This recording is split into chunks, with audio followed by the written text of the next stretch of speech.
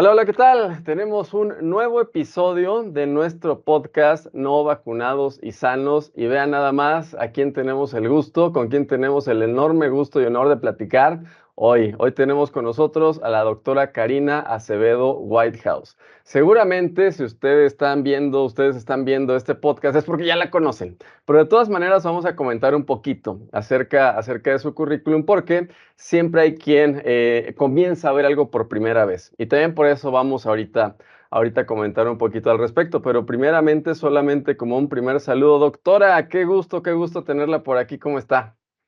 Hola Pablo, gracias por la invitación. Hola Elizabeth. Y también de igual manera, Eli, mi socia, en muchos proyectos y en muchas travesuras también. Eli, amor, ¿cómo estás? Hola, hola a todos. Hola, doctora Karina. De verdad estamos de manteles largos, como decimos acá en México. Es un honor, un gusto que esté con nosotros en este momento, en este espacio. Gracias. Gracias. Así es, y comenzando, tenemos preparado un diálogo que esperamos, como siempre, sea súper ameno, pero hay un montón de temas que intentaremos al tratar y ojalá que alcancemos a tratar todos. Y empezando con un punto relacionado con el perfil de la doctora Karina, porque siempre alguien lo ve por primera vez y es importante conocer un poquito. Si nos pudiera platicar un poquito, doctora, ¿cuáles son sus estudios académicos? ¿A qué se ha dedicado usted por el lado académico? Bueno, yo estudié la carrera de Medicina Veterinaria y Zootecnia en la UNAM. Me gradué con mención honorífica en 1999 y mi tesis fue en patología, causas de mortalidad de animales silvestres, de fauna silvestre. Terminando, que justo me tocó la huelga, fue todo un proceso, ¿no? Pero terminando eso, me fui a hacer la maestría en ciencias en el Departamento de Ecología Marina, en el CICESE, al norte del país, y ahí mi tesis se enfocó en ecología de enfermedades, es decir, entender la dinámica de enfermedades infecciosas en poblaciones silvestres. De ahí me fui al doctorado a la Universidad de Cambridge, estuve en el Departamento de Zoología, en un laboratorio de ecología molecular y mi tesis fue en inmunogenética, es decir, ver cómo factores genéticos de un individuo influyen en que se enferme de ciertas enfermedades, desde virales hasta cáncer, parasitarias, etcétera. Y de ahí terminé el doctorado y me fui a la Sociedad Zoológica de Londres, al Instituto de Zoología en Londres, para hacer un postdoctorado en epidemiología. Fueron 6 años que estuve allá y después me regresé a México en el programa de repatriación de CONACYT a la Facultad de Ciencias Naturales de la Universidad Autónoma de Querétaro y actualmente soy profesora investigadora de tiempo completo donde doy clases de virología, epidemiología, simbiosis microbianas, inmunología ecológica y donde realizo investigación en distintos aspectos de inmunología, enfermedades infecciosas, de virus, de bacterias, etcétera, sobre todo usando poblaciones silvestres como el modelo de estudio. No, increíble, la verdad impresionante currículum y como siempre sucede, cuando alguien observa por primera vez, cuando alguien conoce por primera vez a alguien que está estudiando y que tiene gran experiencia por el lado científico y en este lado por el lado médico, hay quien dice, bueno, pero no es lo mismo medicina veterinaria que medicina para humanos, no es lo mismo y entonces por ende yo creo que no sabe bien de lo que es para humanos. ¿Qué nos pudiera decir cuáles son las principales similitudes entre medicina para veterinaria, medicina para humanos y por qué, si realmente es tan diferente, por qué hay tantos medicamentos que se prueban primero en animales y, por ejemplo, incluso en ratones? Claro, bueno, mira, como ya es tarde, Pablo, y mi filtro de tratar de autocensurarme y no decir cosas que no debo se empieza a cansar, voy a empezar con algo fuerte. Puede que a muchas personas no les guste lo que voy a decir, pero en términos, digámoslo, en términos evolutivos, filogenéticos, taxonómicos, el humano es un animal, ¿no? Eso es así. Entonces, la medicina veterinaria estudia a todos los animales, incluyendo otros primates homínidos como nosotros, menos el humano, ¿no? Entonces, ¿qué quiere decir esto? Que no solamente nos enfocamos en una especie, como hacen los médicos, nos enfocamos en muchas especies diferentes y eso lo que da es un conocimiento bastante amplio de distintas fisiologías que incluyen la fisiología de mamíferos y en específico de primates, homínidos como nosotros, ¿no? O muy parecidos, digamos. Entonces, en ese sentido, si estamos hablando nosotros, por ejemplo, del sistema inmune, hay muchísimos parecidos, pero muchísimos, ¿no? Hay mucha similitud en las respuestas inmunes de los mamíferos. Y luego, si nos enfocamos en los primates homínidos, pues ni se diga, ¿no? En aspectos de virología, pues claro, la interacción de un virus con una célula en realidad va a ser muy parecida en términos bioquímicos, en términos de las cascadas moleculares que ocurren dentro de la célula, si esa célula se trata de una célula humana, de una célula de otro primate homínido, de un perro, de una ballena, incluso de un insecto, ¿no? Porque también estudiamos abejas. Entonces, en ese sentido es recordar que los virus establecen relaciones con células, no con el hospedero organismo completo, ¿no? Ahora es bien interesante porque sí he escuchado eso, ¿no? Y la verdad es que ya me cansa un poco, pero pues es que es veterinaria, ¿qué sabe, no? Y a mí me da risa porque nosotros en nuestra currícula, al menos en la UNAM, llevamos un semestre completo de virología. Muchas carreras de medicina humana ni siquiera llevan virología, ¿no? Es decir, dentro de una materia de microbiología ven algunos módulos de virus y te puedo asegurar que ni siquiera un semestre es suficiente.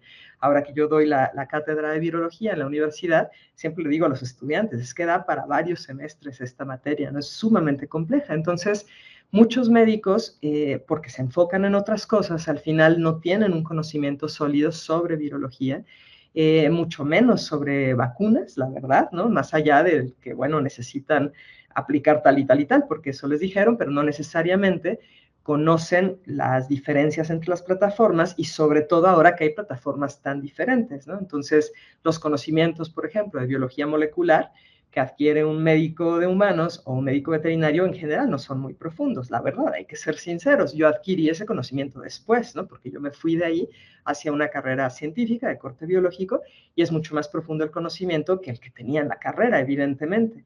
Pero si yo me pongo a pensar qué hubiera comprendido yo con el conocimiento que tenía saliendo de la carrera y solamente ejerciendo desde esa medicina veterinaria, ¿qué hubiera comprendido acerca de la diferencia entre una plataforma de ARN mensajero y una vectorizada? Por ejemplo, hubiera sido muy somero. Y me atrevo a pensar que la mayoría de los médicos humanos es así, ¿no?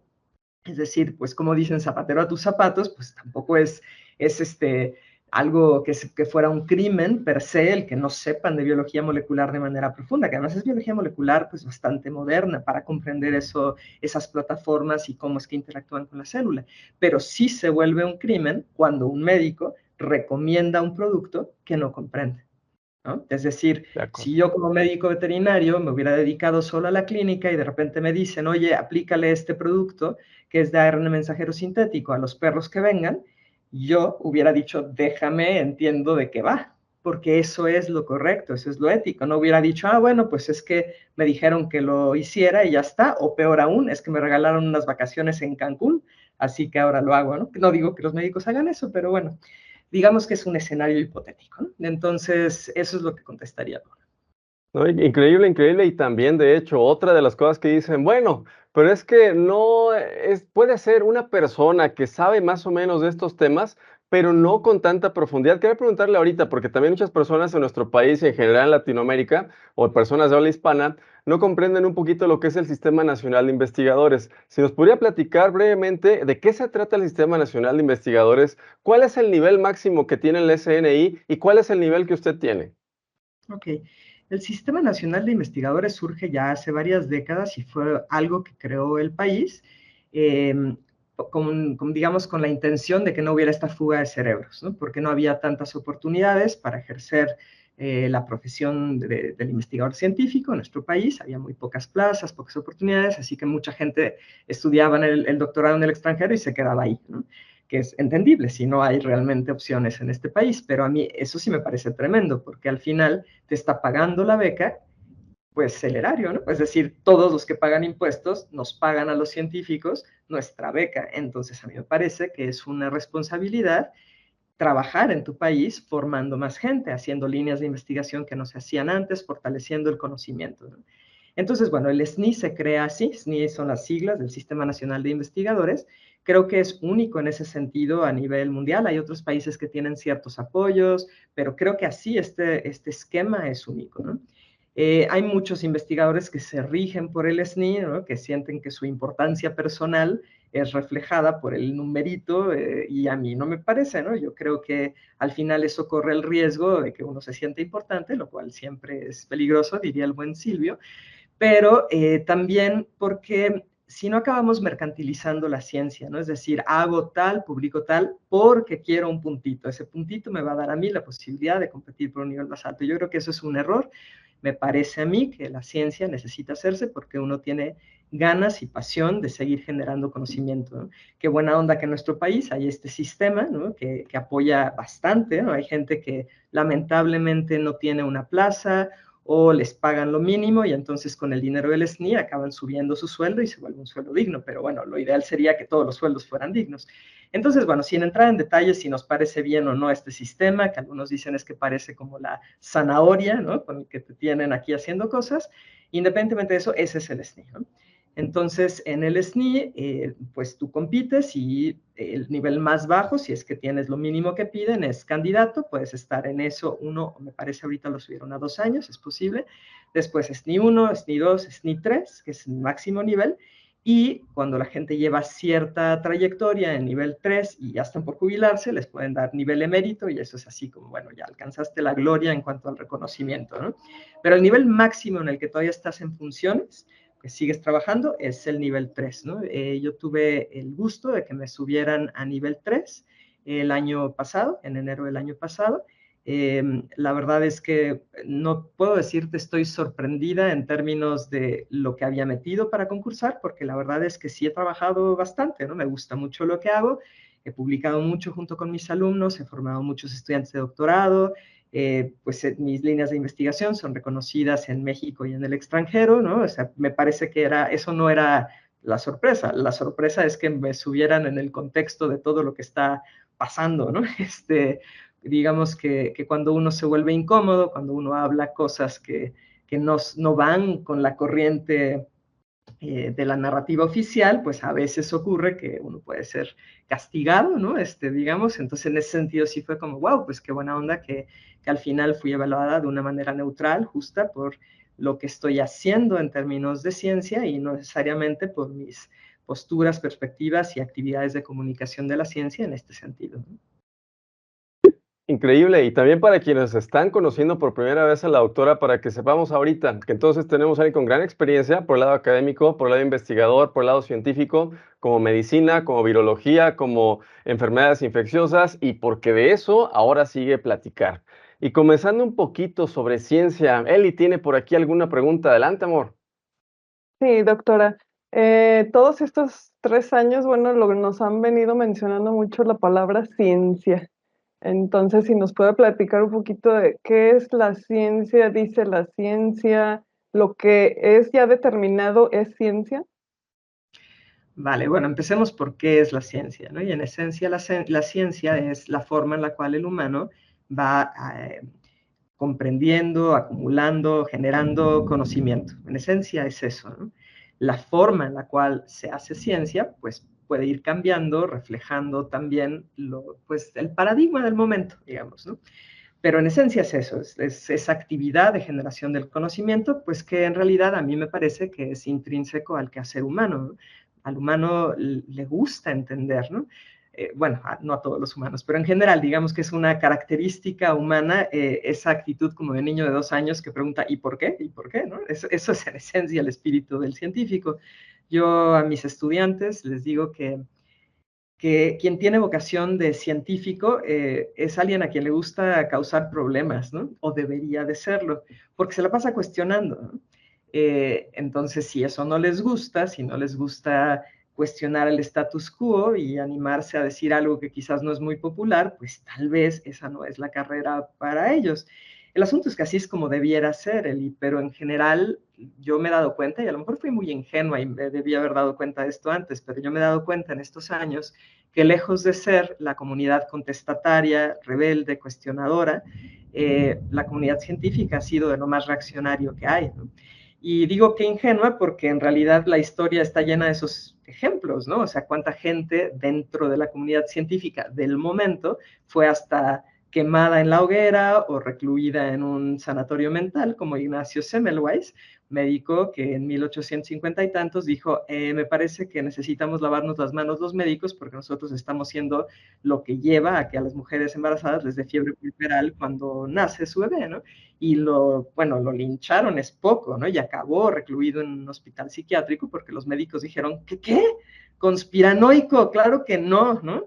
Entonces, vaya, no me debería de sorprender, más bien yo fui muy ingenua, porque sí, lamentablemente el grueso de la comunidad científica no es para nada rebelde, contestataria, cuestionadora, sino que se ajustan a algo que es pésimo en ciencia, pero se ha vuelto muy común decirlo, al consenso científico. Digo eso porque en ciencia no puede haber consenso. Esto no es algo de democracia, no es algo de votos, es conocimiento. Y puede haber personas que tienen una visión de cierto tipo porque la evidencia que han analizado, que han generado, los lleva a decir esto. Y más bien es el diálogo, el debate y la generación de más y más evidencia lo que va señalando lo que es en ese momento en el tiempo la verdad, ¿no? No digo la verdad con mayúsculas, negritas y subrayado porque pues eso qué es, ¿no? Pero eso sería la ciencia. Entonces, estas frases que se han vuelto pues casi como hashtags, ¿no? En este momento de... Como eslogan. Claro, ¿no? Siga la ciencia, ¿no? Sigue la ciencia. Esa es la frase menos científica que puede haber. Si quieren que hagamos un eslogan, diría cuestiona la ciencia, porque eso es lo que permite que la ciencia sea. O decir, la ciencia habla. La ciencia no habla. O sea, vaya a ver, digamos las cosas pensándolas, ¿no? Por favor. Es curioso cómo se ha tergiversado y prostituido esa palabra, pero no es la única, ¿eh? O sea, ni crean que es algo exclusivo de la ciencia. En general estamos en un tiempo, en estos 3 años y medio, en el cual las palabras, los conceptos han quedado tremendamente prostituidos, muy vacuos, usados de manera tremendamente superficial, sin un entendimiento de lo que significan. Y podríamos decir, ay, ¿qué más da? Es una palabra, pero importa. Las palabras importan, ¿no? Llamarle vacuna a algo que no cumple la definición de vacuna importa, porque la gente escucha la palabra vacuna y dice, a ver, toda la vida me han dicho que esto es seguro, así que esto que me estás diciendo que es una vacuna es seguro. Si les hubiéramos dicho, bueno, son productos que buscan inmunizarte basados en terapia génica, quizás las personas hubieran dicho, quisiera saber más, ¿no? Pero por eso digo, las palabras importan y como profesionista en este gremio, a mí sí me molesta la manera en la cual han prostituido el quehacer científico, la definición misma de la palabra ciencia. No digo el 100%, pero lamentablemente sí me parece que es la mayoría. Y sí, ahí yo levanto la bandera de blanca y digo, sorry, fui muy ingenua y no, la sociedad científica no es en su mayoría contestataria, rebelde y valiente. Es conformista, es pues bastante cobarde, ¿no? Y tremendamente reaccionaria. Sí, no, y es que ha sido increíble, porque de verdad lo que normalmente se conocía como un proceso estructurado de saber hacer buenas preguntas para encontrar de igual manera buenas respuestas, ahora fue como decir, es pecado preguntar, no preguntes. Y tú dices, no, así no funciona la ciencia. Y con esta misma línea de pensamiento, doctora, por ejemplo, cuando es un asunto que sí es de interés público y que figuras relevantes con la experiencia, con los grados, con el reconocimiento y tienen posturas muy diferentes, porque claro que se puede presentar.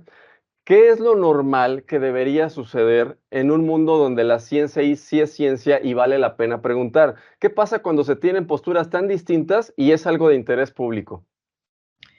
Pues digo, pasa lo que está pasando ahorita, ¿no? Pero no quiere decir que esto sea lo correcto. Es decir, a mí me parece que puedo, a ver, voy a hacer un paréntesis aquí. Puedo sentir empatía, si quieres lo puedo ver así, por alguien que trabaje en salud pública, aclaro, alguien que no esté siendo cooptado, ni comprado, ni corrompido por farmacéuticas, pero alguien X que trabaja en salud pública en términos de la dificultad de toma de decisiones. Eso puedo entenderlo, ¿no? Situémonos a inicios del 2020, acaba de anunciar la OMS esta situación. Muchos países ya comenzaron a cerrar, empieza a haber presión interna de universidades, que en realidad esos fueron los primeros que empezaron a presionar aquí en el país, el TEC en particular, me parece que fue el primero que dijo, no, ya cerramos, y tú estás ahí tomando las decisiones y, uy, porque ¿qué haces, no? Si no haces nada, te van a decir, tú dejaste que la gente muriera, entonces, pues, puedo sentir empatía, decir, qué difícil, de verdad, ¿no? Qué complicado. El asunto es, el tiempo ha cambiado, ¿no? Tenemos mucha más información y nunca he visto que las autoridades de salud pública de ningún país en realidad digan, ¿saben qué? Hicimos esto y fue exagerado, o hicimos esto y no funcionó, vamos a hacer una evaluación de nuestras aproximaciones porque ahora tenemos esta información. Nada, es como si siguiéramos pensando de la misma manera, ¿no? Incluso ahora que la Universidad Nacional Autónoma de México sacó un comunicado, uno que no fue firmado, que no presentan ahí los datos en los cuales se basan, o sea, está lleno de generalizaciones y demás, pues tiene una consecuencia tremenda, que es mucha gente confía evidentemente en lo que dice esta universidad, entonces los lleva a decir, no, pues vuelvo a ponerme cubrebocas, vuelvo a pensar en un aislamiento, con todas las consecuencias que eso puede tener para la economía del país, para la salud mental de la gente también, y que no, y hay mucha evidencia al respecto, no juega un papel en frenar o en evitar lo que dicen ellos en el comunicado, que buscan evitar y frenar. Por otro lado, no hay evidencia, si uno revisa las bases de datos, incluyendo la base de datos de la UNAM, no hay evidencia de que haya habido ese pico cuando ellos dijeron que lo había, no lo hay. Entonces, es difícil, y volviendo a tu pregunta, ¿qué sería lo normal? Pues es que, perdón, hay rayos y truenos aquí. ¿Qué sería lo normal? Pues sería no hacer esto que estamos haciendo, yo esperaría, pero esto parece ser esa nueva normalidad, ¿no? O sea, estamos en un tiempo, Pablo, Elizabeth, que nos están pidiendo que normalicemos lo que no es normal, ¿no? Y esto es una de esas cosas, ¿no? Entonces, yo ya no sé, en realidad, ¿no? ¿Cómo tendríamos que hacerle para hacer algo más sensato, algo que fuera conceptualmente, científicamente mucho más sólido y que también tomara en cuenta aspectos sociales, económicos, de salud mental? Es complicado, ¿no? Pero esto que estamos haciendo no ha funcionado, ¿no? En lo más mínimo, y viendo ese tipo de comunicados me preocupa a mí que haya otra vez un resurgimiento de una situación así, no porque vaya a haber necesariamente casos reales, sino porque, dadas las limitaciones de la prueba que sigue siendo utilizada como la forma de diagnosticar, y tiene muchas limitaciones esa prueba, de la forma que la están haciendo, al sacar un comunicado así, muchos todavía se friquean y entonces van y se hacen una prueba con altas posibilidades de que haya falsos positivos y por lo tanto, voilà, ahora hay casos, ¿no? Con todas las consecuencias que se derivan de eso. Sí, doctora, lamentablemente sí está haciendo todo esto. Y ahora, hablando todavía del método científico, ¿cualquier persona puede aplicar el método científico? O, por ejemplo, yo soy licenciada en Comercio Internacional, tengo estos estudios profesionales, ¿puedo aplicarlo o es exclusivo de científicos grado doctor? No. O sea, bueno, para empezar, eso del método científico a mí no me encanta, se vuelve muy tecnocrático el asunto, ¿no? Es un proceso, una forma de pensamiento que te lleva a la generación de conocimiento, ¿no? La manera en la cual generamos conocimiento en ciencia es mediante la observación y obviamente el conocimiento previo, ¿no? Porque solamente observar sin tener un bagaje de conocimiento puede hacer que llegues a tratar de reinventar el hilo negro, ¿no? Y bueno, para eso ha habido gente que previamente ha hecho cosas, así que te ayuda a tener un bagaje y para eso necesitas leer y pensar y discutir y demás. Bueno, entonces, se necesita la observación con este conocimiento, curiosidad también, y el poder plantear preguntas, ¿no? Para eso no requieres un grado de doctor, ni siquiera para tener conocimiento requieres un grado de doctor, aunque por supuesto que ayuda, porque implica que llevas muchos años dedicado a un tema o dos temas o lo que sea, ¿no? Pero una persona que tiene otra carrera lo que necesita es persistencia, ¿no? En realidad, ser persistente, ser profundo en lo que lee y buscar, dada que no tiene esa formación, buscar entender para que eso que está leyendo lo aproveche, ¿no? Porque eso es otro problema. A veces se puede leer algo, no se entiende y uno llega a conclusiones disparatadas simplemente porque no entendió, ¿no? Entonces, después de haber observado y de hacer preguntas, de esas preguntas se derivan hipótesis. Y las hipótesis son, digamos, escenarios que pueden ser falseados. ¿Qué quiere decir eso?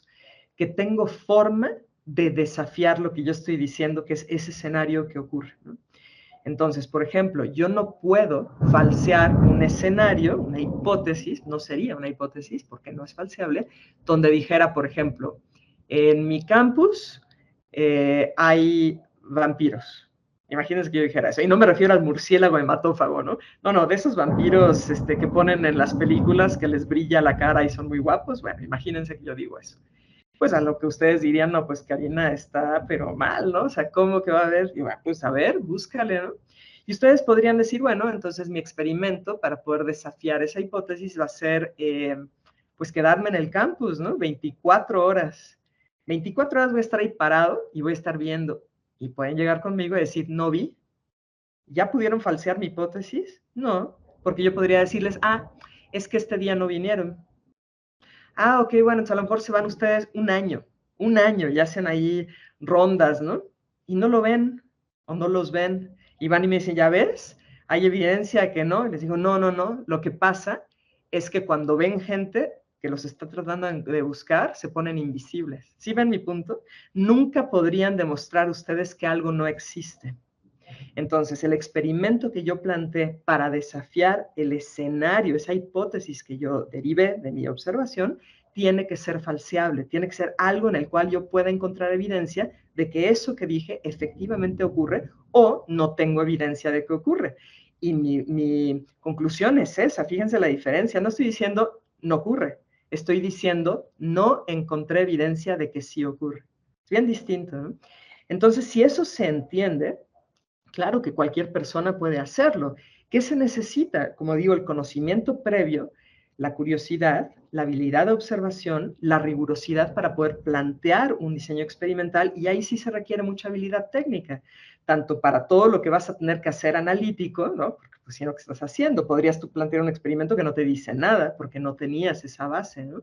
La parte analítica, numérica, todo lo estadístico, y luego saber interpretar, ¿no? Y lo que hace la ciencia es, o sea, los científicos, no la ciencia, sino los científicos es, ok, ya lo hice, ahora escribo esto. Porque si yo no lo comunico, es como si no existiera, ¿no? Y tenemos ahí desde hace ya mucho tiempo una forma en la cual el conocimiento va pasando por algo que se conoce un proceso de revisión por pares, ¿no? Es decir, no es solamente, pues lo sacó Karina y entonces lo consideramos válido. Pues no, porque yo puedo tener conflictos de intereses, porque a lo mejor yo no sé, estaba muy clavada en el tema y no vi otras cosas, no tomé en cuenta otras cosas, yo qué sé, ¿no? Entonces, colegas que en teoría no tienen ningún tipo de conflicto de interés con lo que yo estoy haciendo, es decir, no son mis competidores directos y cosas así que pueden decir, no, no se lo publiquen, ¿no? Sino que son neutrales, lo evalúan y dan la retroalimentación de qué te faltó, qué está mal, oye, mira, esto está bien. Es un proceso que tarda, ¿no? Acabar publicando algo después de revisión por pares puede ser hasta un año, ¿no? Por eso saca mucho de onda que algunos artículos cruciales para esta pandemia fueron aceptados en un proceso de revisión por pares en menos de 24 horas, ¿no? Pero bueno, es todo un tema. Entonces, esa es la manera, Elizabeth. Así que regresando a tu pregunta, no, a mí me parece que no es necesario ser doctor para hacer ciencia. Argumentaría que muchos doctores no hacen ciencia por los motivos que sean. No, de acuerdo, y efectivamente ahora va pasando a la parte, doctora, de estudios, como bien lo comenta, todo el proceso que implica. Yo siendo ingeniero en computación, Eli como ahorita nos platicó, ella es licenciada en comercio internacional, pero cuando vemos la complejidad de cómo funciona un cuerpo humano, un ente biológico, no es lo mismo un sistema de cómputo, donde tiene las variables muy claras, tiene los métodos muy claros y las salidas, es muy fácil determinar causa-efecto, entradas, salidas, el proceso y demás, es muy sencillo. Y muchos otros sistemas mecánicos también son muy fáciles de poder estimar, pero para un sistema biológico yo entiendo que cambian las reglas tremendamente. Me gustaría preguntarle, pensando en que tuviéramos 100 personas, porque luego los medios de comunicación, los aparentes resultados de un estudio, los comunican de tal forma que dicen solamente lo que les interesa. Y de un estudio que son muchísimas páginas y que aparte las tablas, los datos, fuente de dónde se basaron y todo, ellos te dicen en un titular de una nota y la gente se queda con el titular de esa nota. Entonces, pensando en un medicamento, por ejemplo, para una población, si nosotros pensáramos en que tenemos 100 personas y tenemos un titular de una nota que dice, este medicamento funciona. ¿Qué quiere decir pensando en que tenemos 100 personas y que te dice un estudio determina que sí funciona y tiene una altísima efectividad? ¿Quiere decir que les funciona a las 100? ¿Quiere decir que a todos les funciona igual? ¿O qué quiere decir para esas 100 personas, doctora? Bueno, es un ejemplo demasiado abierto, ¿no? Me cuesta mucho trabajo, pues, como ahí hipotetizar de qué es exactamente lo que podría querer decir, ¿no? Pero en general lo que pasa es que la eficacia es diferente a la efectividad, eso es importante mencionarlo. La eficacia se refiere a qué tanto se redujo el riesgo de tener X cosa, si estamos probando un medicamento contra X cosa, ¿no? ¿Qué tanto se redujo ese riesgo en el grupo que recibió el medicamento en comparación con el grupo que recibió un placebo? Esos son los ensayos clínicos y eso es a lo que se refiere esa famosa eficacia. Usamos la palabra efectividad cuando ya lo estamos viendo en la población en general. ¿Por qué importa la diferencia? Pues porque un ensayo clínico es muy controlado, ¿no? Es decir, los rangos de edad de la gente que entra como voluntario, participante en el estudio, pues son muy controlados. A lo mejor digo, bueno, si este estudio era para ver la efectividad de un tratamiento contra un padecimiento hepático, pues yo voy a excluir de mi estudio a gente que tenga tal y tal y tal comorbilidad, ¿no? Es decir, está muy controlado. Pero ya la efectividad es cuando lo pruebas en la población en general, donde ya no tienes ese control, ¿no? Entonces, cuando hablan de algo que es nuevo, un estudio, los resultados de un ensayo clínico de tal farmacéutica, se están refiriendo a eficacia, ¿no? Ahora, dije algo importante, es qué tanto se disminuye el riesgo en relación al otro grupo. Entonces, tú puedes decir, por ejemplo, bueno, se redujo en un 50%, es decir, la eficacia del producto es del 50%, ¿no? Y mucha gente va a interpretar eso como si yo me lo tomo, implica que en el 50% de los casos no me da, ¿no? El asunto es que eso es una disminución del riesgo relativo. ¿Relativo a qué? Al otro grupo, al que estuvo como placebo. Pero en realidad la pregunta es, ¿qué tanto disminuye tu riesgo tomando en cuenta el riesgo que tú tienes de enfermar? Esa es la disminución del riesgo absoluto, ¿no? Esto no es la panacea, lo que les estoy diciendo. Esto viene en cualquier libro de farmacología o de epidemiología, ¿no? Y también hay muchas publicaciones, muchas científicas y también en libros que especifican la importancia de que se sepa cuál de los dos resultados, la eficacia, es decir, la disminución del riesgo relativo, o la diferencia del riesgo absoluto, cuánto te lo reduce, cuál es más relevante para un paciente. Me queda claro que para una farmacéutica es el primero, porque se oye mejor. Pero para un paciente es, a ver, sí, ok, vale, ¿no? Pero ¿cuál era mi riesgo? Mi riesgo en ese momento. Entonces, vamos a ponerlo más extremo. Imagínate algo que reduce al 95% tus posibilidades de algo, pero de forma relativa, como eran estas inoculaciones, ¿no? 95%. Pues oye, wow, ¿no? Casi 100. Sí, claro, pero la pregunta es, ¿cuál era el riesgo que yo tenía sin nada de que me pasara eso, esa enfermedad, esa infección, lo que sea que estamos tratando de ver? Y a lo mejor yo solo tenía una probabilidad en cada 1000 de que me diera. Entonces, una reducción del 95% de 1 en 1000 es bien distinto lo que significa para mí si es, pues es que yo tenía una probabilidad del 10% de que me ocurriera. Es completamente distinto, ¿no? O sea, a lo mejor con el de 1 en 1000 o 1 en 10,000 digo, la verdad es que la probabilidad es bajísima. O sea, yo no necesito tomar tu producto, que además tiene la posibilidad de eventos adversos, sobre todo porque no se ha estudiado mucho, porque mi riesgo personal es bajísimo.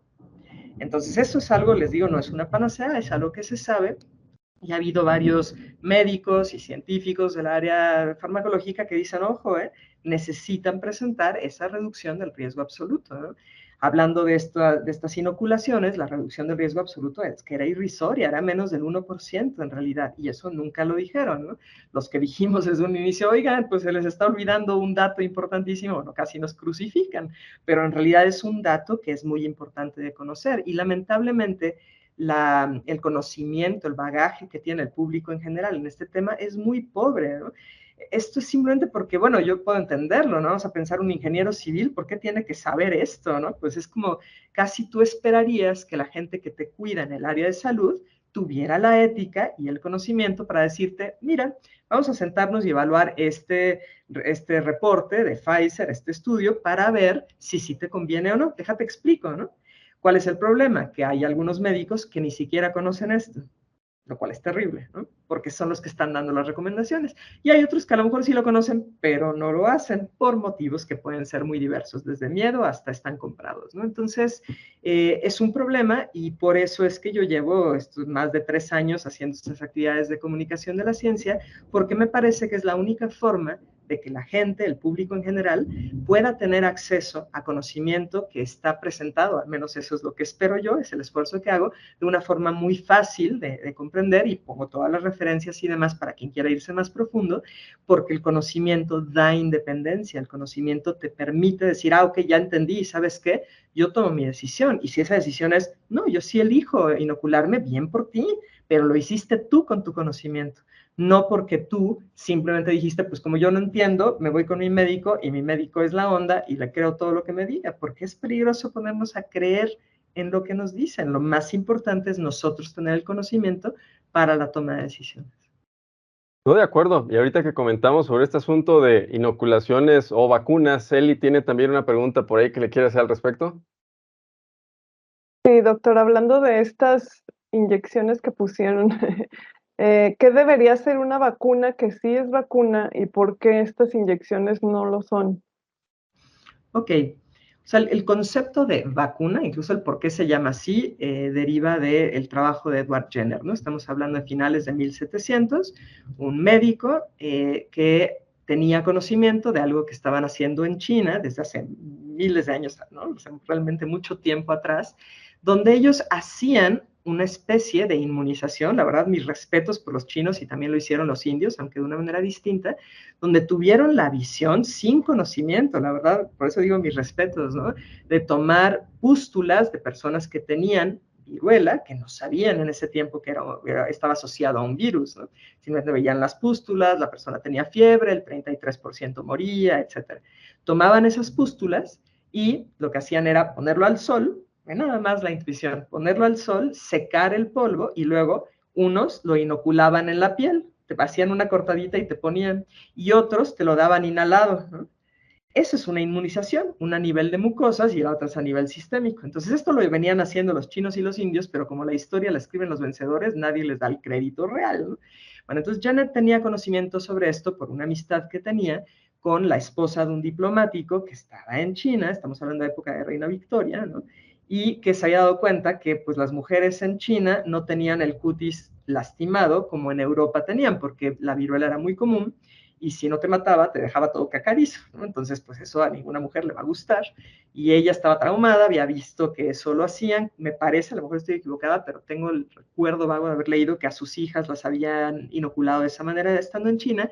Ella le cuenta a Jenner y Jenner ya había, recuerden lo que dije, la importancia de la observación, ya había observado que las mujeres en Inglaterra que ordeñaban vacas solían tener el cutis muy bien.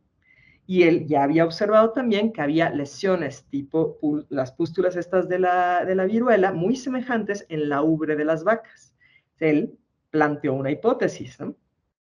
¿Qué pasa? Una pregunta en realidad. ¿Qué pasa si lo que sea que causa estas pústulas en las ubres de las vacas es semejante a lo que causa la viruela? Y tomando en cuenta lo que hacían los chinos y los indios, dijo, ¿qué pasa si yo tomo material purulento de aquí y se lo pongo a un humano? A lo mejor también lo protejo. Como era tomado de la vaca, pues ahí viene vacuna. Ese es el término. Entonces, bueno, durante mucho tiempo, a finales de 1700, aunque no fue usado de manera general, había mucha reticencia porque pues la gente no entendía de qué iba, tenían miedo de que se iban a volver vacas y bueno, era todo un lío. Hasta mediados, no, en esto actual, ¿no? Digamos, hasta finales de 1900, inicios del 2000, solo había 2 plataformas. La vacuna de agente inactivado, es decir, eso que está asociado con la enfermedad, yo ya no dejo que haga más copias de sí mismo, está muerto o inactivado. Y la otra era atontado, que es al que le dicen atenuado. Se supone que no te va a provocar el mismo cuadro. Eran las 2 cosas y por lo tanto la definición de vacuna era la administración de una sustancia, es decir, una sustancia que al ser administrada, como contiene al agente que causa la enfermedad, ya sea inactivado o atenuado, te confiere inmunidad protectora y duradera contra eso. Esa era la definición, ¿no? A finales de 1900 y inicios del 2000, se expande eso para decir, ok, también podemos usar partes de ese agente. O sea, en lugar de que yo te dé una bacteria toda tontada, ¿qué pasa si solo te doy las proteínas más importantes, que son las que reconoce el sistema inmune? Nada más te doy eso, esas proteínas de la bacteria. Se volvieron vacunas subunitarias, solamente las proteínas, por ejemplo, ¿no? Bueno, un ejemplo de eso sería, o la base de esta vacuna sería la del papilomavirus humano, que son las puras proteínas de la cubierta del virus que se ensamblan, pero está vacío, adentro no tiene nada, ese no puede replicar ni nada, ¿ok? Pero sigue siendo, yo te doy todo o parte del agente que está asociado con esa enfermedad para que tú acabes teniendo una respuesta inmune específica y duradera, ¿vale? ¿Qué es lo que pasa? Que ahora con estas dos plataformas, la de ARN mensajero sintético modificado y las basadas en otro virus, las vectorizadas, ahora ya no te estoy dando una parte del agente. Te estoy dando, escrito en ARN en el primero y en ADN en el segundo, las instrucciones para que tus células se vuelvan una fábrica que produce una proteína específica de ese agente. O sea, nos pusieron de maquiladoras, ¿no? Por eso es terapia génica. Por eso es así. De hecho, es curioso que hay tanta reticencia de aquellas personas que están parloteando la narrativa oficial en decir, no, no es terapia génica. Pues bueno, que vean en la misma página de Moderna y de Pfizer la definición que dan de estos productos y dice terapia génica, porque lo es. La terapia génica no significa modificación del ADN, no tiene que significarlo, puede significarlo, pero no tiene que hacerlo. Tú puedes dar las instrucciones escritas en ARN y con eso logras generar una proteína, que es la que en otro tipo de terapia génica, pues es la que te está faltando. Aquí usan esa misma base, ¿no? Y eso ya no se conforma a la definición. ¿Qué hizo la CDC? Pues cambió la definición, faltaba más, ¿no? Es como Enrique IV, ¿cómo que la religión no me deja divorciarme? Pues te creo otra religión, todo fuera como eso, ¿no? Estamos haciendo un poco lo mismo, ¿no? Entonces, bueno, Enrique VIII, ¿no? ¿Cuál cuarto? Enrique VIII. Entonces, bueno, el caso es que cambiaron la definición y luego cuando empezó a ser evidente que estos productos no estaban generando una inmunidad neutralizante, protectora, volvieron a cambiar la definición. Y ahora la definición es una sustancia que se administra, ya sea por la vía intramuscular o aerosol o lo que quieran, que estimula el sistema inmune. Ya acabé. Es decir, un yogurt es una vacuna bajo la definición actual, ¿no?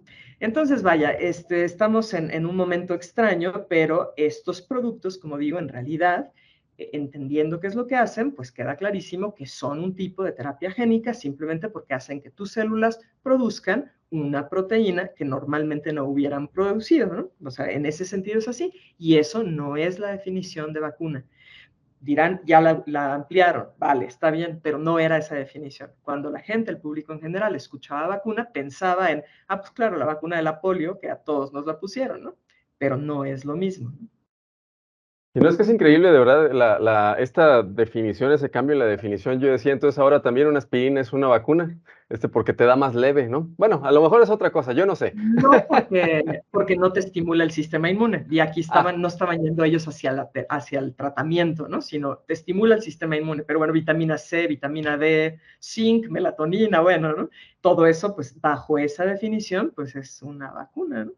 Ya, así es, así es. Oye, Tony, por ejemplo, con respecto a los estudios, regresando un poquito al ejemplo que le comenté, si tenemos 100 personas, ahorita pasa un ejemplo, un fenómeno chistoso, porque ya después de más de 3 años que estamos metidos en toda esta locura covidiana, vemos que, por ejemplo, hay un meme que incluso me encantó, mismo Elon Musk lo puso en Twitter, entonces estaban dos personas viéndose fijamente uno al otro, y uno era el inyectado y el no inyectado, y se veían uno al otro y decían, ¿tú sigues vivo?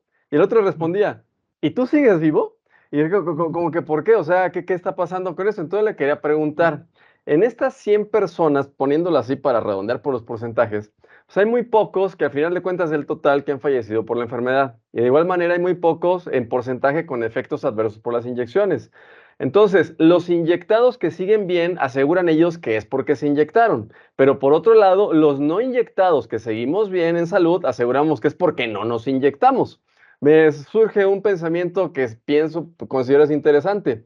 ¿Pudiéramos ambos tener la razón, ambos estar equivocados? ¿Cómo pudiéramos saber cuál es la verdad en esta situación y cómo validar si sí estamos bien de salud? A lo mejor ninguno está bien de salud. Buen punto.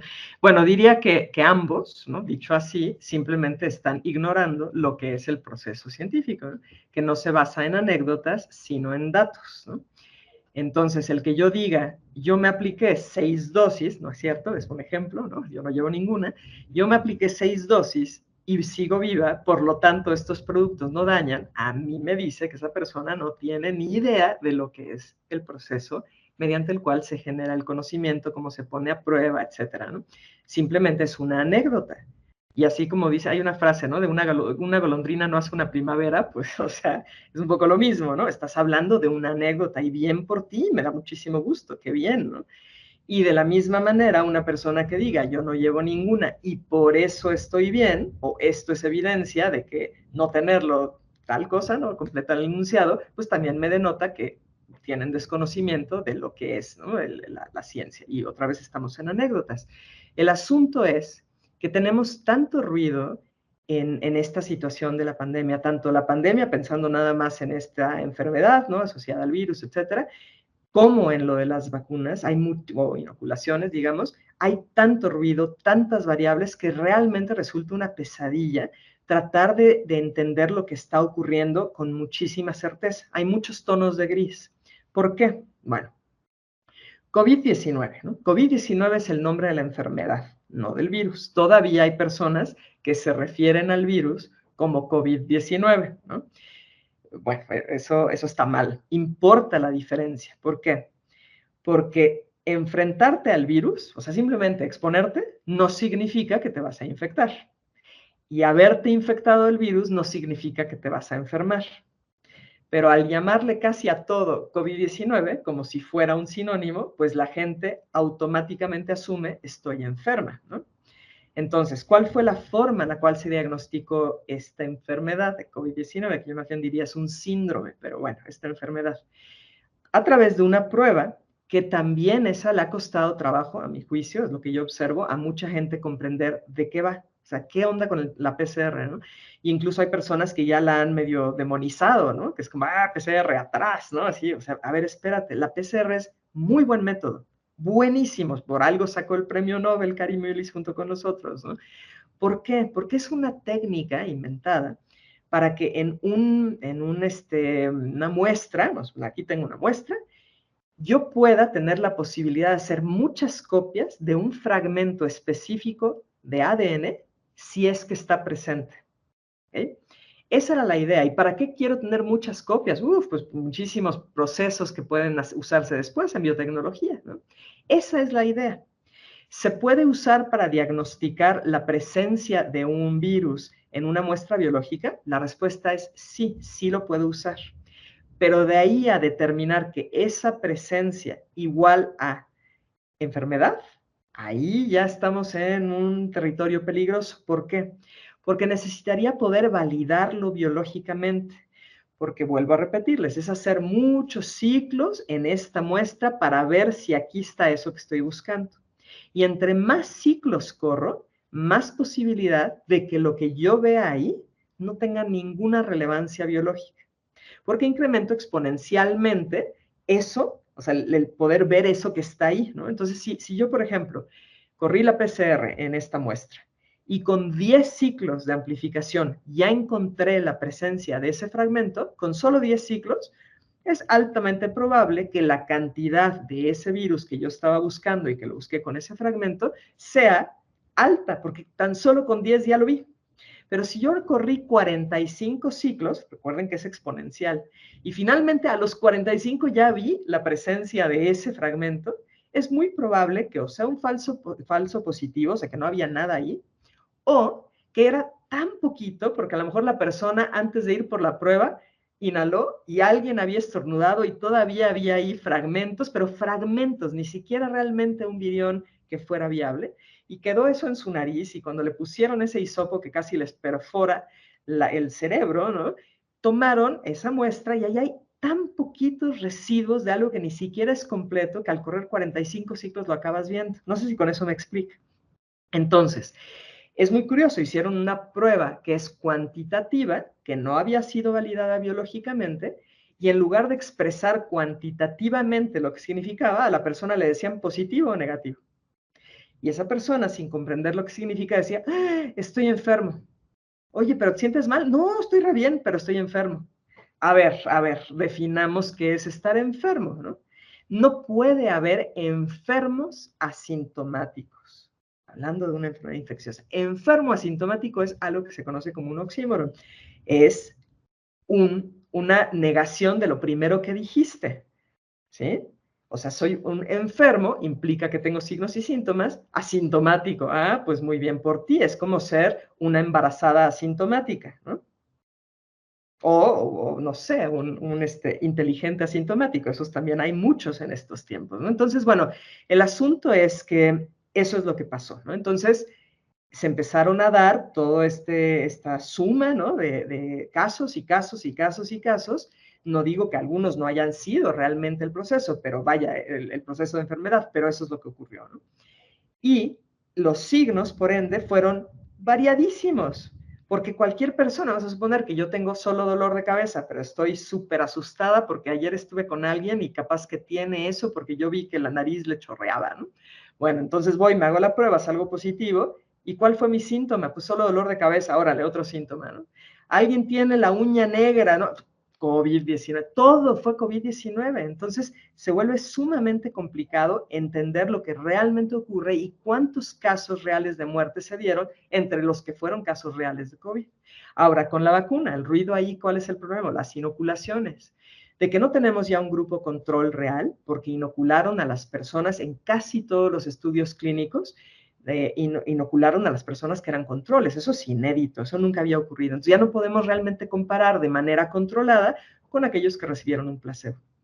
Y luego los sistemas de monitoreo como VAERS, por ejemplo, o EudraVigilance, VigiAccess, no tenemos para esos un denominador. Es decir, ok, dice 1.200.000 eventos adversos posiblemente asociados. Oye, está terrible, ¿no? Estamos hablando de algo que no sé, son 30 veces, por decir algo, el promedio de lo que se reporta por año de todas las otras vacunas. Bueno, vale. ¿Pero a cuántos han inoculado? Uy, no sé. No me da el denominador, entonces no puedo hacer comparaciones. Eso también mete ruido. Por otro lado, la idea, y es una idea, eso sí es una creencia, es un dogma de fe, es yo voy a tomar en cuenta un evento adverso, y eso si bien me va, ¿no? Si ocurre dentro de 30 días después de la aplicación, y yo le pregunto a todos los médicos, a todos los farmacólogos, a todos los epidemiólogos, ¿por qué 30 días? ¿En qué se basan? Digo, de verdad, mándenme un estudio que explique la razón biológica de 30 días y les juro que yo lo explico, lo publico y pido una disculpa pública por haber hecho este cuestionamiento. No hay una razón biológica. Entonces, mucha gente actualmente puede haberse inoculado la última dosis, vamos a suponer que se pusieron 3 y la última la tuvieron hace más de un año, y de repente tienen un proceso muy evidente de una degeneración de la mielina, no sé, ¿no?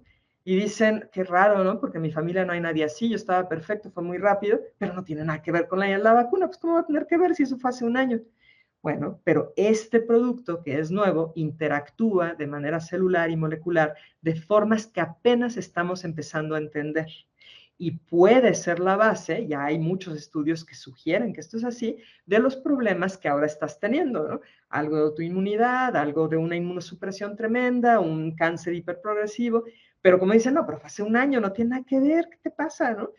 Es muy complicado hacerle entender eso a la gente, que esos criterios de un mes no tienen una base biológica. Claro, es mucho más probable cuando estamos hablando de eventos agudos, pues que esos ocurran el día en que te inocularon. Y sí, hay una evidencia de eso dentro de los reportes de un mes, por supuesto. La gran mayoría de las muertes se dieron en las primeras 24, 48 horas después de haber sido inoculado. ¿A qué se debieron? A reacciones alérgicas súper fuertes, por ejemplo. Algo que acabó provocando un paro cardíaco fuertísimo. En ese momento eso es agudo, pero ¿y todo lo crónico? ¿Dónde lo dejamos? ¿No? Y eso me parece que es lo que estamos viendo. Lo que he observado, y esto es anecdótico, reconozco y levanto bandera blanca, es anecdótico, lo que yo observo, con más en lo que la gente comenta en el canal de Akasha Comunidad en Telegram, es que parece como que hay oleadas, es decir, después de cierto número de meses empiezas a ver ciertos padecimientos en España, se da como una oleada, luego baja, luego se ve en Argentina, Chile y luego en México, ¿no? Se va dando como en oleadas distintas cosas, pero eso es mi apreciación. Se necesitaría un estudio epidemiológico al respecto y ahí el asunto es de dónde sacamos los datos. Es complicado, por eso estamos en una pesadilla en términos de ese tipo de estudios. Es muy complicado hacerlo. Y por eso el que tiene la visión de yo me puse 28 inoculaciones y estoy vivito y coleando, pues bien por él, ¿no? Y la persona que dijo, no, yo estoy sin una sola inoculación y estoy bien y por eso, 2 puntos, lo que quiera poner ahí, pues también bien por él. Pero si queremos hablar en términos científicos, necesitamos muchos más datos. Esos datos hasta ahorita nos sugieren fuertemente, y algunos ya lo constatan, que hay un problema serio de muchos tipos de eventos adversos que no se habían visto antes. Y poco a poco estamos generando la información que explica los mecanismos de esos daños. Así es, muchas gracias, doctora. Y es que es un tema, la verdad, súper, súper polémico ahorita por todo este ruido que se mete por los distintos medios, por posturas ideológicas y demás. Y sobre una de esas posturas que ya casi han sido ideológicas en algunos sectores, Eli tiene alguna pregunta también relacionada con virología. Sí, sí.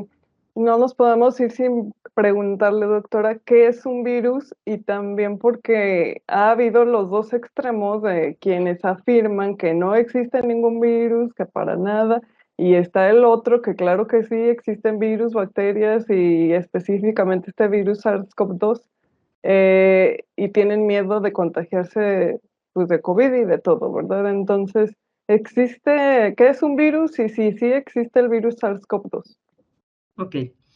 Un virus, vamos a definirlo ahorita primero en términos de su composición, ¿ok? Y su composición es material genético, que puede ser ADN o puede ser ARN, cubierto de proteínas. Esa sería la conceptualización más sencilla de lo que es un virus. Entonces, no es un ente celular, porque no es una célula, por lo tanto no tiene ningún tipo de organelo, no va a poder por sí solo producir proteínas, no va a poder por sí solo copiarse, ¿no?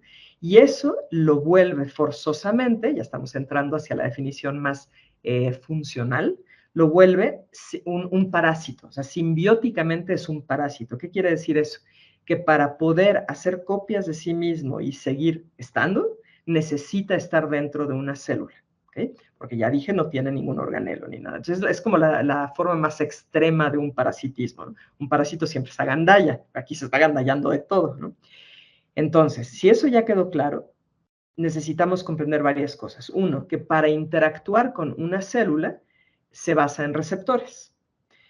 Los receptores son proteínas de la célula que están ahí por otros motivos, ¿no? Por ejemplo, un transportador de glucosa es una molécula proteica que está en la membrana de las células. ¿Para qué? Pues para meter glucosa, porque si no te quedas sin energía, ¿no? Hay algunos virus que utilizan esa proteína como si fuera la cerradura y ellos tienen una proteína que es el equivalente de la llave. Y con eso logran entrar. Ahora, estoy haciendo una simplificación porque ahí parecería que el virus camina con sus patas hasta llegar a ese receptor y un virus no tiene motilidad propia, ¿no? Entonces está como sujeto a lo que ocurre, los movimientos brownianos ahí entre las células, las corrientes de agua o de aire que pueden llevarlo, acercarlo a un hospedero y de ahí todavía tiene que poder atravesar y llegar al tipo de célula que expresa la cerradura que requiere, ¿okay? Entonces no es un ente que tenga ni motilidad, no es un ente celular y depende forzosamente de otro para hacer copias de sí mismo. Eso no, la última parte que dije no, lo pone bastante parecido a cualquier organismo celular. Si lo vemos así súper frío, cualquier organismo lo que busca es hacer copias de sí mismo, ¿no? Hay formas de hacerlo en nosotros, pues es a través de la reproducción sexual, ¿no? Es decir, se junta la mitad de la información de un hombre con el de una mujer, macho, hembra, ¿no? Se juntan y ahí tienes otro organismo, y esa es como la presión evolutiva que va haciendo que los organismos sigan estando. Entonces, en eso no es tan distinto, solo que aquí lo que hace es con la información genética que tiene, hacer copias de esa información genética y usarla para hacer las proteínas, porque al final son instrucciones, ¿no? Ahora, la siguiente parte, un virus siempre causa enfermedad o de otra manera, todos los virus son causa de enfermedad y la respuesta es no. La primera parte, ¿un virus siempre causa enfermedad? Tengo que responder no. ¿Por qué? Porque la enfermedad no es producto exclusivo de que te expusiste a un virus. La enfermedad asociada a un virus tiene que ver con cómo está tu terreno, tu nutrición, tu sistema inmune, qué tanto has dormido, todo eso, el ambiente, características ambientales y características de ese agente. Entonces, se vuelve mucho más complejo, ¿no? Eso lo pone un poquito en esto de las personas que se pelean porque si es teoría de gérmenes o si es teoría de terreno. En realidad no es que una sea correcta y la otra no, están interactuando. Las dos pueden ser importantes y en algunas enfermedades una va a ser mucho más importante que la otra, la contribución de la gente. Bueno, en parte de la segunda frase que dije, ¿no? Todos los virus causan enfermedad, también tengo que decirte que no. Hay muchos virus que ahora conocemos, que antes fueron ignorados, que son comensales o que son mutualistas. Quiere decir que nos ayudan, ellos se ayudan, o que no nos hacen daño y ellos se ayudan, ¿no? Así como hay bacterias comensales y mutualistas, ¿no? ¿Por qué estos fueron ignorados? Porque la disciplina de la virología es relativamente nueva. No se podía estudiar algo que no se podía ver. Y es hasta 1931 que se inventa el microscopio electrónico, lo cual permite que ya se pueda ver estas partículas virales, ¿no? Ok, entonces hasta ahí, no sé si con eso, Elizabeth, queda claro la primera pregunta de qué es un virus, ¿sí? Sí, gracias. Vale, entonces, la segunda parte, ¿no? Si existe SARS-CoV-2 o no, si fue aislado, si no, si otros virus han sido aislados. La verdad es que es complejo de responder esto en un escenario como este, donde es muy breve lo que puedo decir, ¿no? Ahí tenemos el problema de la definición de aislamiento, ¿no? Y ahí tengo que reconocer que la virología ha utilizado de forma muy laxa ese concepto, ¿no? Aislar quiere decir separar de todos los demás componentes, ¿no? Eso es aislar o purificar, si lo quieren ver así. Entonces, ahí tengo un problema conceptual, porque el virus, ya les dije, requiere de una célula para poder hacer copias y son muy pequeñitos. ¿Qué tan pequeñitos? Estamos hablando de nanómetros, 1000 veces más pequeño que una micra. No lo puedo ver con un microscopio óptico y mucho menos con la mano o con una lupa. Necesito un microscopio electrónico. Entonces son muy pequeñitos. Entonces, para poder tener aquí un virión, que sería el individual de un virus, un virión es como la diferencia entre decir humano y persona. Humano es el concepto, persona es el individuo. Entonces, un virión es el individuo de un virus. Tener yo un virión aquí en la mano está cañón, ¿eh? Está bien difícil que yo logre aislarlo a ese grado, ¿no? Normalmente lo que se hace es enriquecer una muestra, ¿no? Entonces, a partir de una muestra biológica, yo puedo centrifugar, idealmente centrifugar con algo que se conoce como un gradiente, lo cual hace que esas partículas virales por gradiente se acomodan en cierto lugar y de ahí los puedo tomar. Luego inoculo células que son susceptibles, hago que hagan más copias y puedo ver el efecto que causan y además puedo verlos en el microscopio electrónico. Eso es lo que se debe hacer. Ahora, eso se debe hacer con controles, que implica también tener células a las cuales les ponga todo menos el virión, es decir, el medio de todo, menos el virión. Y ahí es donde tengo que reconocer, así como hice con respecto a la definición de aislamiento, que en general la virología se ha visto muy mal, porque muchos estudios los ha hecho sin controles. Y mientras no incluyas controles, entonces no sabes si lo que estás observando del daño, por ejemplo en las células, se debe a todo el menjurje que les pusiste o se debe a la gente. Entonces, ¿eso qué denota? Pues que han hecho algunos experimentos con las patas. Y así fue en realidad para SARS-CoV-2, sobre todo al inicio, ¿no? Entonces, si alguien busca encontrar una publicación de SARS-CoV-2 donde hayan aislado bajo la definición real de aislamiento, no van a encontrar nada. Ahora, quieren encontrar uno donde hayan hecho controles adecuados, uy, quizás con 1 o 2 publicaciones, pero en general no utilizaron controles o al menos no los reportaron. Tal vez los usaron, pero no los reportaron, lo cual pues acaba siendo un poco lo mismo, ¿no? El estudio debe demostrar todo lo que hiciste para que quien lo lea pueda juzgar, ¿no? Entonces, eso sería lo que es conceptualmente un virus, eso sería la situación en términos de la presencia o no, la existencia o no de SARS-CoV-2, ¿no? Ahora, nada de lo que yo he visto me lleva a pensar que este virión, ¿no? Estos viriones, que son de la familia Coronaviridae, que tienen muchos fragmentos genéticos que se parecen a el primer SARS, el del 2002-2003, y que tienen otros fragmentos que no hay manera de explicar de forma natural su presencia, más el hecho de que sabemos que en un laboratorio de virología de Wuhan estaban haciendo investigaciones con coronavirus de murciélagos, haciendo estudios de ingeniería genética para que sean más infectivos. y que ahí en ese lugar, en esa ciudad, sea donde aparece ese primer brote, a mí me parece que pues sería muy necio ignorar esas aparentes coincidencias y nada me lleva a pensar que no haya esos viriones, que no hayan existido esos viriones. Pero de ahí a decir todos los casos que fueron llamados COVID-19 fueron asociados a ese virus, eso ya es otro asunto, por todo lo que expliqué antes.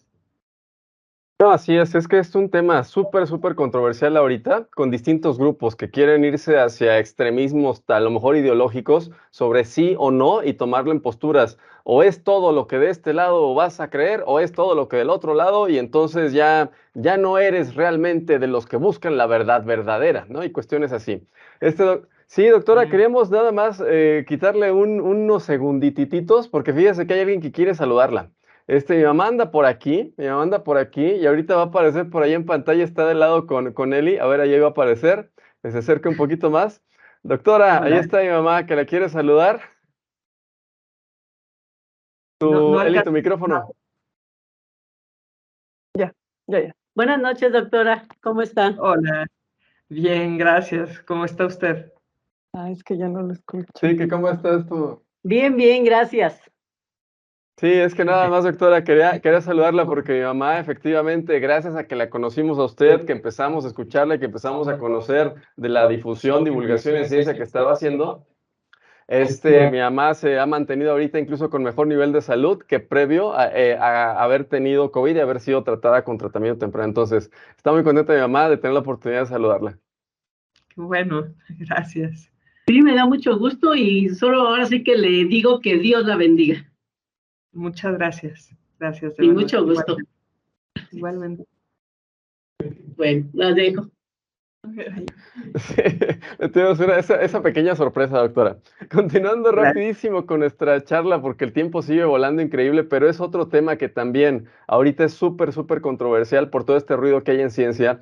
Sí, si bien es cierto que hay cosas que no se puede determinar la causalidad al 100%, pero hay otros eventos que sí existen los elementos suficientes como para decir, sucedió algo y por ende es causal en cierto porcentaje que fue referente a esta inyección, a esta inoculación. La pregunta es, ¿cuáles son las principales reacciones adversas ya documentadas, ya demostradas, que usted ha conocido, que puede decir con total certeza, esto es asociado a inoculaciones COVID?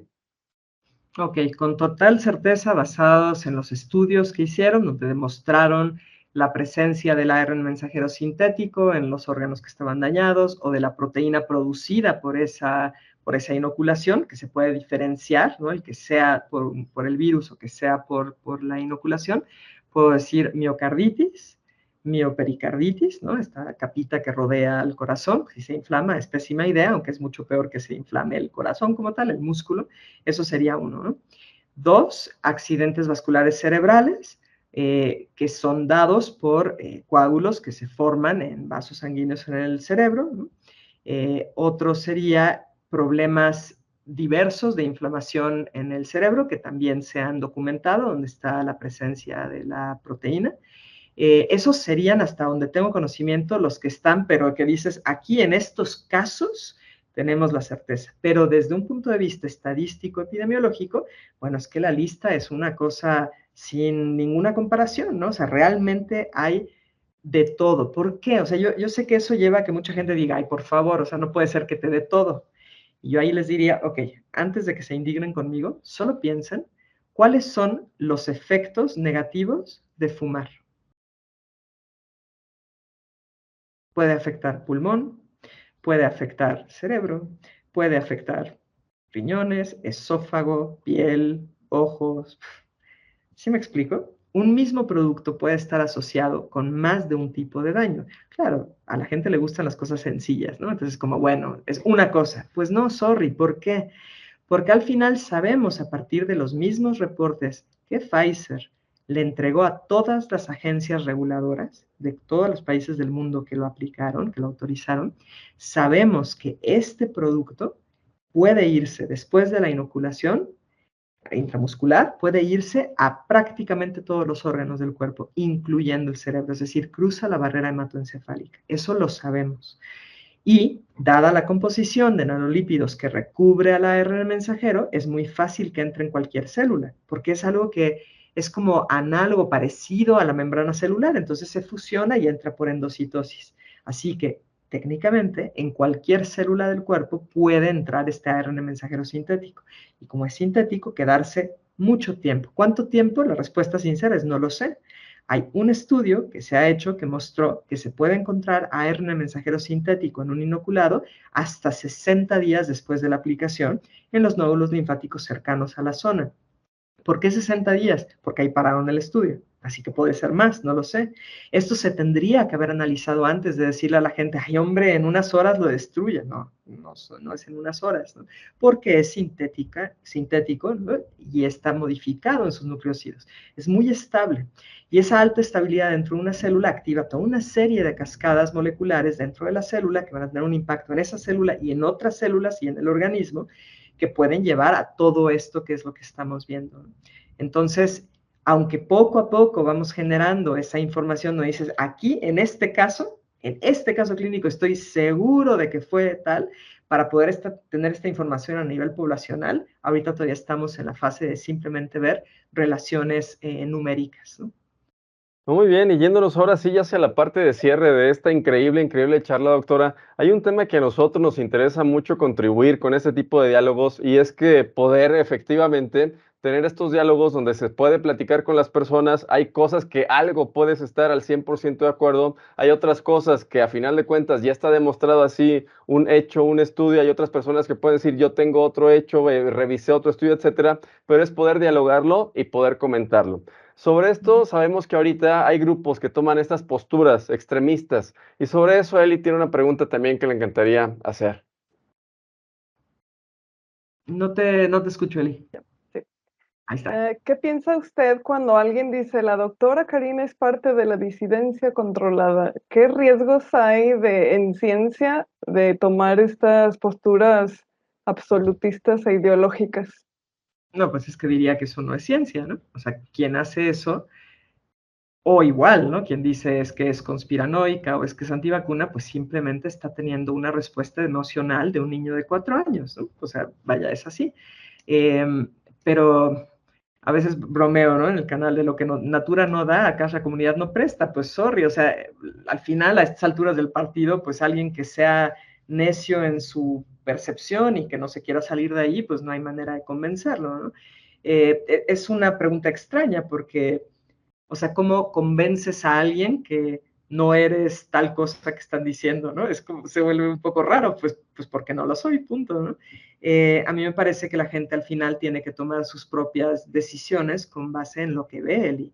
O sea, a mí me llama mucho la atención aquellos grupos que se la pasan atacando, golpeando con palabras, asusando a otros a la violencia, diciendo yo soy el Mesías, yo soy quien realmente está diciendo la verdad, ¿no? En general, a mí me genera desconfianza alguien que dice, no le hagas caso a nadie más, solo a mí, porque yo tengo la verdad. Yo suelo huir de gente que hace eso, porque a mí me gusta cuestionar, porque a mí no me gusta que me digan, yo soy el que dice la verdad, ¿no? Escucho de todo, valoro, leo, me trato de meter y entender, ¿no? Pero eso soy yo, ¿no? Entonces, aquellas personas que prefieren que alguien externo, no su propia intuición, no su propio conocimiento, les diga que es la verdad, pues bueno, entonces van a navegar más hacia ese tipo de sitios y no hay nada que yo pueda hacer y no hay nada que yo quiera hacer al respecto, porque esa parte ya la entendí, ¿no? Quizás hace unos años sentía como mucho más el peso de la responsabilidad de necesito salvar gente y no, yo no soy una salvadora, ¿no? O sea, lo que estoy haciendo es dar la información de la mejor manera que puedo, ¿no?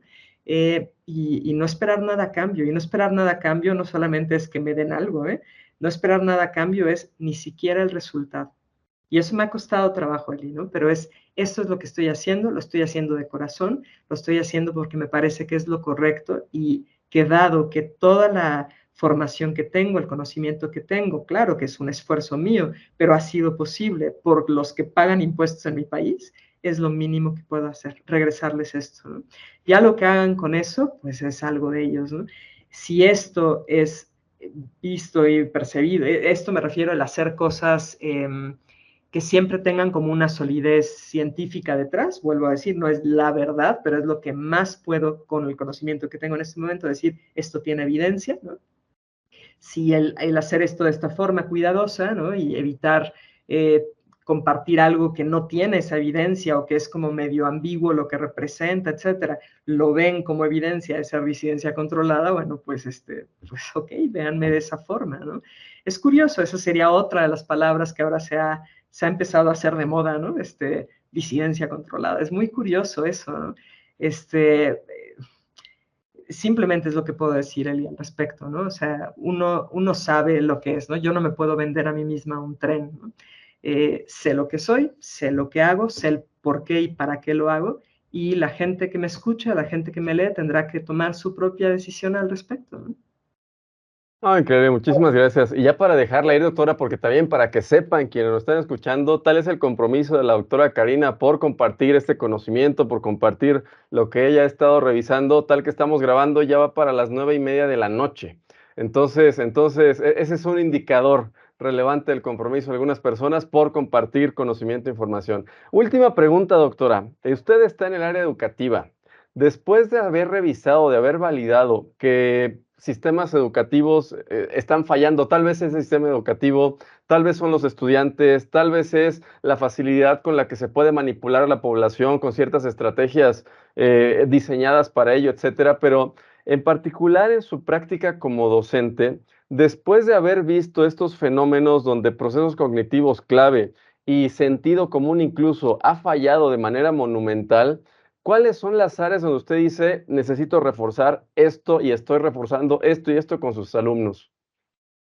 Todas, ¿no? Yo creo que hay un déficit tremendo que se exacerbó, venía ya pasando en muchos años, pero se exacerbó durante la pandemia, ¿no? Yo noto que hay una baja en la capacidad de pensamiento abstracto, ¿no?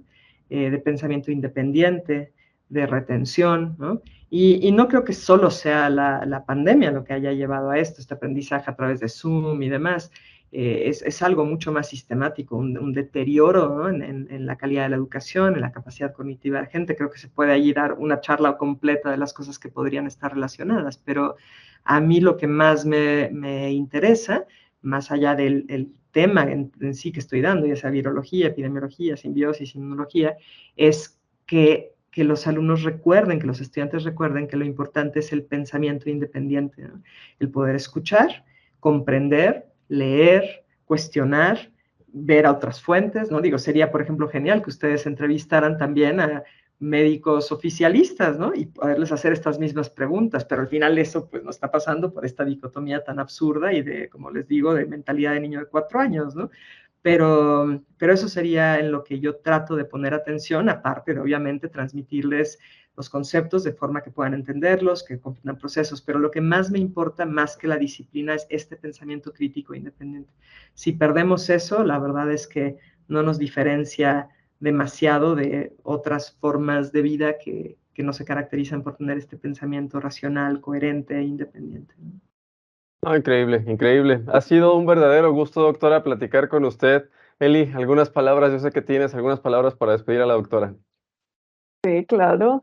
Decirle a los ojos, doctora, como su video mirando a los ojos, decirle gracias porque en aquel video que vi de usted en abril 2021, yo cada diapositiva veía sus fuentes que puso y me quedé impactada y me sirvió tremendamente para tomar mi decisión, para no inyectarme, para compartir información desde ese momento con quien estaba dispuesto a escuchar, que eran muy pocos. Y empecé a investigar, a buscar aquí y allá por qué esto, por qué el otro, a notar incoherencias por todos lados de la parte oficial. Y encontrándola a usted y médicos con quien usted estaba ya teniendo sus investigaciones, como la doctora Roxana Bruno, etcétera. Y pues agradecerle mirándola a los ojos. Gracias, gracias. Gracias a ti, Eli. Gracias, Pablo. Muchísimas gracias. Que te pase un resto de muy bonita noche, de muy bonita semana y ojalá, porque sabemos que esto no acaba, hay que seguir informando, hay que seguir aprendiendo, hay que seguir difundiendo y que podamos volver a interactuar en un futuro próximo, doctora. Que pase muy bonita noche. Hasta luego.